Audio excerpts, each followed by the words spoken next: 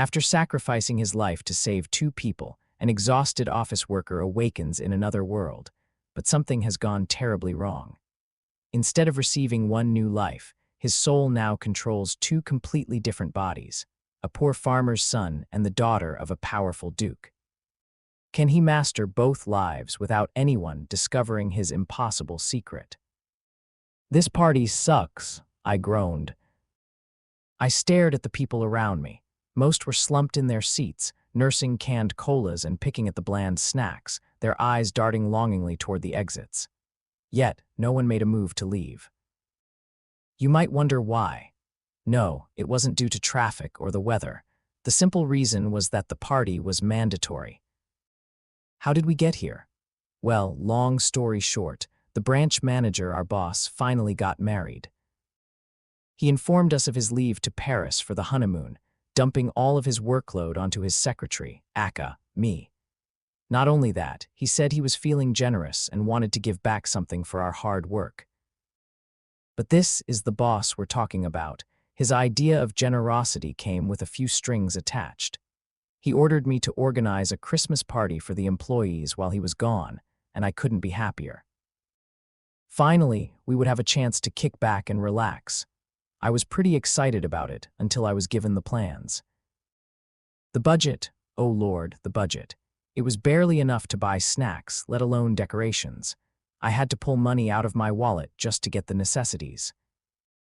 He also gave us a venue, the office building's unused 7th floor. It was spacious, thank God for that, but it had its fair share of problems.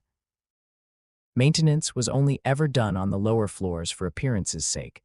The upper floors were neglected to save costs. That meant the entire 7th floor was not in a condition for a party.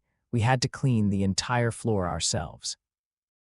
And then, after wasting an entire month just to prepare for the party, running my wallet dry, and also sacrificing sleep, the party finally commenced on Christmas night. After witnessing the fruits of my labor, I could only say, "It sucks." I felt bad for setting the place up. No one could ever enjoy themselves here. The snack table consisted of off-brand potato chips, stale cookies, and fruit that had already seen better days last week. They were the only things I could afford with a measly budget. And don't even get me started on the drinks. Sure, they were cold, but the soda was as flat as my spare tire, and the beer was some cheap foreign stuff whose label I couldn't even begin to read. Entertainment-wise, someone brought over their Game Station 4 so we could play games, but we had no TV, so the console was just sitting there in the corner, forever alone. We would play music and dance the night away, but our office was situated right next to an apartment. The fear of a noise complaint stopped us since the one who'd be paying the fine would be none other than us. Since the party was mandatory, the ones who didn't arrive would get a pay cut. Some of the employees here had to cancel their Christmas dates for the party. How depressing was that? Everyone looked dead as they chugged the cheap beer. The only worthwhile entertainment was gossip. I was beginning to wonder why I even tried to make the party work out. I want to quit. I chugged beer like there was no tomorrow. After making sure it was empty, I threw it at a trash can carelessly. What do I do now? Boss. I turned my head to find a familiar face. Ah, Luke. Out of everyone at the party, he was probably the only employee with a glimmer left in his eyes. He ran at me full of energy as he held 2 unopened beer cans. Thanks for inviting me to the party, boss. Luke saluted with a can of beer still held firmly in his palm. The party's great. Well, someone's optimistic. Hey, told you to stop calling me boss. You'd get in trouble. What? He's not here, is he? Luke turned his head left and right. Well, no, but his bootlickers might bay. Well, after having you teach me for so long, it feels natural, you know. Besides, you're more of a boss than he ever was. Shoosh, I forcibly cupped Luke's mouth. Stop that, or we're both going to get in trouble. Luke nodded, MMMHMM. After making sure he understood my point, I released Luke's mouth. By the way, Luke, is that beer for me? I eyed the pair of unopened beers in his hands. Oh, sorry, nope. It's for my girlfriend. Oh, of course it is. I was hoping it was, though. Luke's girlfriend, it was her, the reason why Luke was so energetic despite the dead atmosphere of the party. He had invited her to the party as his +1, and she surprisingly agreed.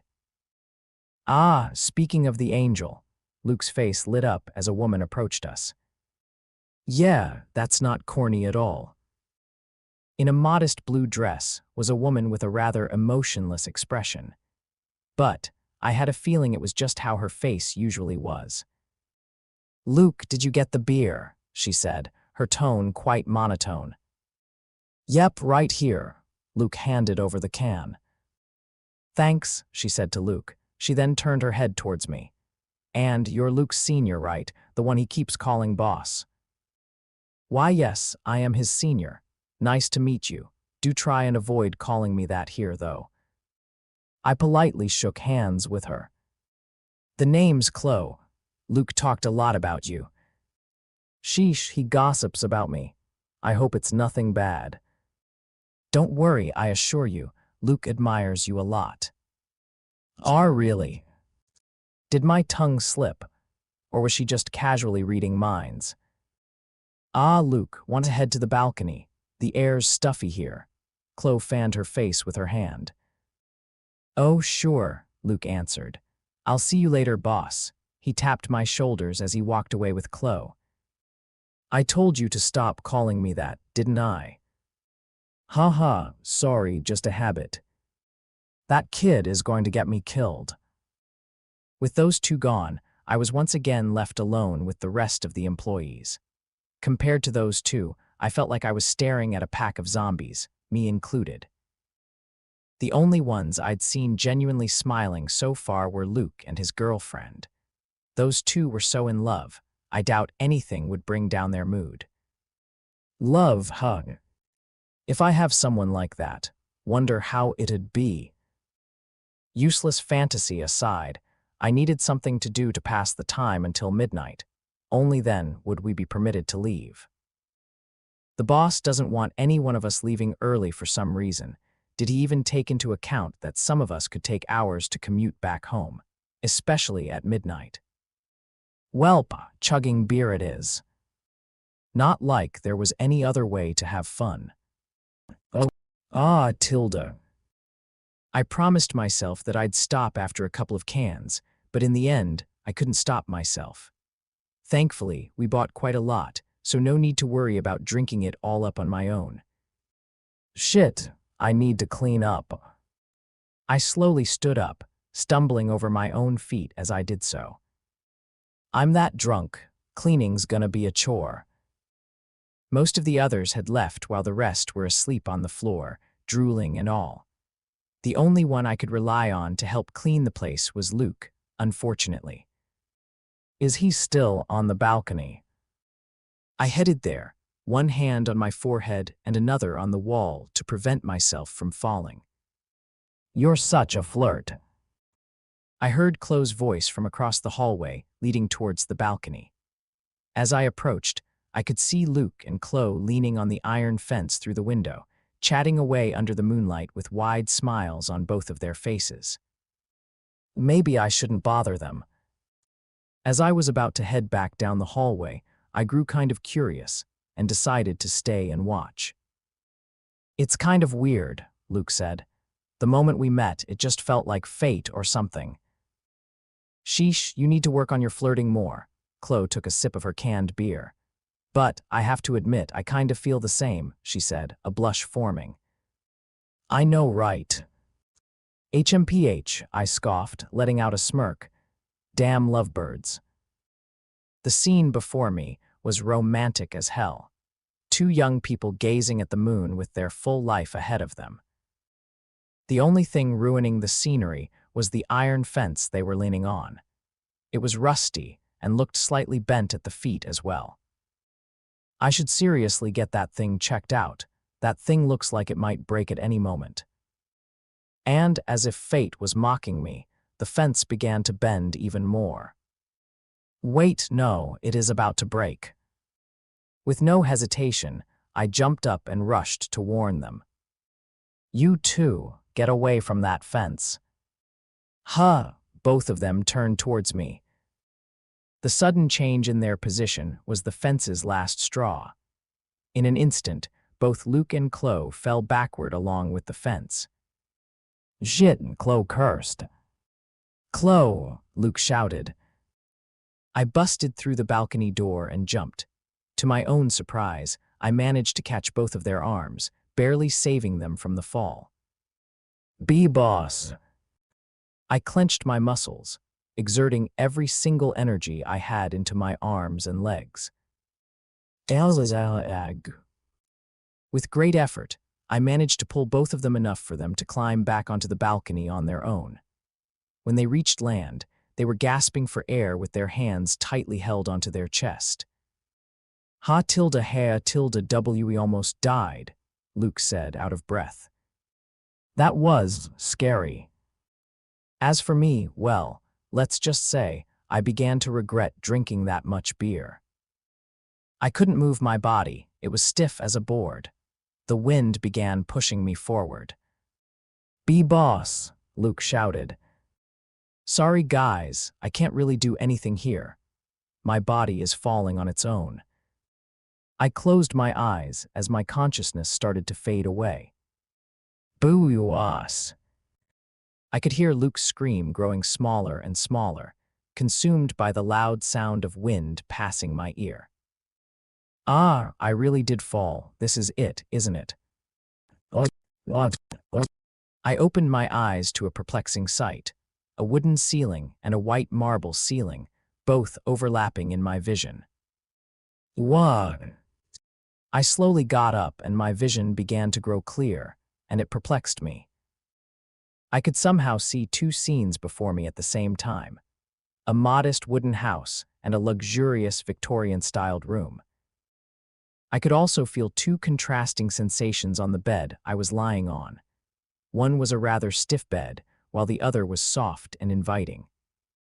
What's going on here? The last thing I remembered was falling. As I was collecting my thoughts, one of my visions showed a man and a woman wearing what looked like medieval rags quickly rushing to my side. The woman hugged me tightly, not giving me room to breathe. Fate, you woke up. The woman cuddled me as she rubbed my forehead. Oh my, that's a huge bump. How hard did she hit you? What? At almost the same time, my other vision showed me another man and woman. They wore what looked like regal outfits you would see in a play. Both of them rushed to my side as soon as they saw me. Karine, I'm so glad you're okay, the man exclaimed, his voice filled with relief. He gently rubbed my forehead where I could feel a bandage. His touch stung slightly. The woman walked to my side and observed me. Does it still hurt, Karine dear? Don't worry, I'll make sure that idiot who hit you pays for it. She flashed a horrifying smile. Huh? Both of my bodies said at the same time after gazing into space for a few seconds. The people in front of me told me to rest and headed out of the room. I looked into their faces as they left, and I could immediately tell the four of them were my parents. I looked at my surroundings, trying to get a bearing on my situation. To put things simply, I could see two rooms at once. My visions felt like they overlapped. If I had to describe how it felt, it would be as if your left eye was in a different room than your right eye. I could still see things clearly, though, and it wasn't headache-inducing. In one vision, I found myself in a simple, a bit run-down room with wooden shutters, a plain door, and a homemade shelf. Though it was my first time in this room, I felt a calming sense of familiarity, as if I had been living here my whole life. It wasn't an ideal room. I could hear every creak for every footstep inside the house, suspiciously clearly, mind you, but it was at least more spacious than the apartment room I had in my previous life. In my other vision, it was the total opposite, an opulent room so large you could fit a house in it, with a glass door leading to a balcony, white walls adorned with gold accents, and a golden chandelier that was almost blinding to my eyes. I never thought I would ever step into a room like this, let alone live in one. The most amazing thing in the room would probably be the canopy bed I was sitting on. It was so firm yet so soft and fluffy, I wouldn't mind sleeping there for eternity. The sheer difference in living conditions and wealth between my two visions was pretty jarring. It was clear I was no longer in my original world. I raised my arms. Both of them were slender, yet one of the pair was a bit more pale and thin. I looked down at my body. One wore an elegant white nightgown, and the other wore a simple shirt. Okay, so I was reincarnated or transmigrated. I didn't know. I should have been shocked by the fact that I was alive in the first place, yet I was confused more than anything. Two sets of vision, two sets of hands in front of me, two senses at once. It didn't take long for me to figure it out. "I have two bodies," both of me shouted. Not wanting to catch the attention of my parents who just left, I quickly closed my mouths simultaneously. How did this happen? I knew about reincarnation and stuff, but this was different. I ended up not in my own body, but in two bodies at once. Was it related to Luke and his girlfriend? Did I steal their spot in the reincarnation line? That was the most possible theory I could think of, but how is this even possible? One soul, two bodies. How will I live like this? But I set that aside, as another jarring problem arose within me. Memories. Inside me, I could read, no, feel three distinct memories of the lives I lived. First, there was a memory of a soulless secretary working for a company with no future, aka my past life. Ignoring that depressing part of my life, I looked into my other two memories, ones belonging to this new world. One memory, belonging to the body inside the modest wooden house, was that of a farmer's son, Fate, a 15-year-old with sun-kissed blonde hair and eyes as blue as the summer sky. I had a moderately well-built physique for a teenager, definitely from the farm work. I tried digging deep into my memories inside this body, and they came naturally to me, showing me a life where I lived a modest yet cheerful life. Tending the fields, laughing with my family, saving every copper we could. I had both my parents and an older sister who traveled outside the village a lot. Other than that, I didn't remember any other relatives.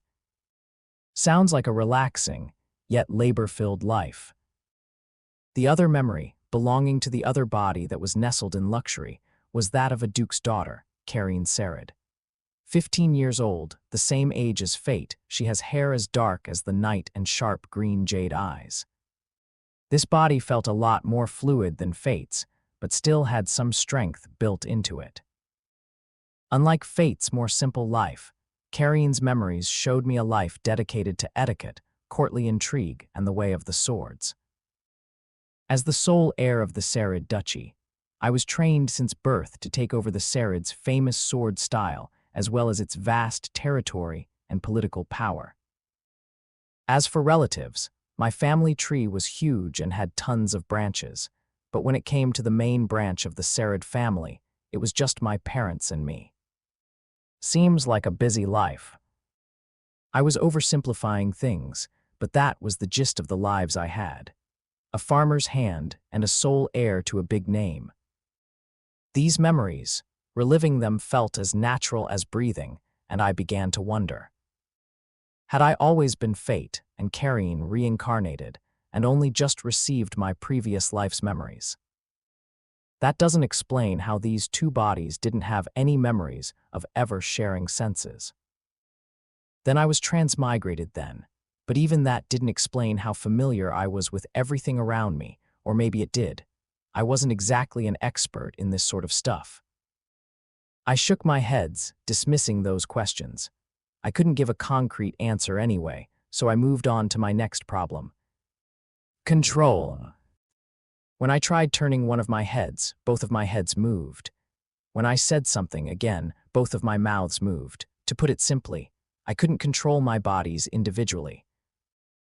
It was as if I was holding a single controller, simultaneously plugged into the first and second player ports. Any movement I made with player 1 would be copied by player 2.